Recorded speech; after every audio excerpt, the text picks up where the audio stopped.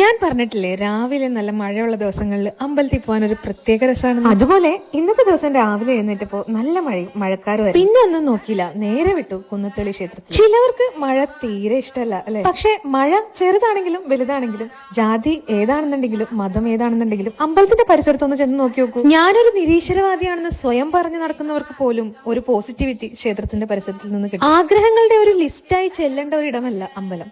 ആഗ്രഹങ്ങളുമായി ദൈവത്തിന്റെ അടുത്ത് ചെല്ലുന്നവർ തീർച്ചയായും ആഗ്രഹങ്ങളുടെ ഭക്തരാണ്. പക്ഷേ ആഗ്രഹങ്ങൾ പറയാനല്ലാതെ ക്ഷേത്രത്തിലൊന്ന് വന്ന് നോക്കും. അന്നത്തെ ദിവസം മുഴുവൻ പോസിറ്റീവായിട്ടിരിക്കാൻ ഇതൊന്ന് മാത്രം മതി. ഞാനിത് പറയുന്നത് ഒരു മതത്തിന്റെയും കീഴിൽ നിന്നുകൊണ്ടല്ല, ഒരു ജാതിയുടെയും കീഴിലല്ല. എനിക്ക് ഉറപ്പായും ഒരു മതമില്ല. പക്ഷെ ഞാൻ സനാതന ധർമ്മം എന്ന് പറഞ്ഞ വലിയൊരു കൾച്ചറിന്റെ കീഴിൽ, ആ ഒരു സംസ്കാരത്തിൽ നിന്ന് വൈഡായി ചിന്തിക്കുമ്പോൾ എനിക്ക് എല്ലാ മതങ്ങളെയും ബഹുമാനിക്കാനും അതേപോലെ തന്നെ ഉൾക്കൊള്ളാനും കഴിയും. ഓർക്കുക, ഹിന്ദു എന്നത് പാശ്ചാത്യർ തന്ന ഒരു പേര് മാത്രമാണ്, പിന്നീട് അതൊരു മതമായി. യഥാർത്ഥത്തിൽ നമ്മളെല്ലാം ഒരു സംസ്കാരത്തിന്റെ കീഴിലാണ്.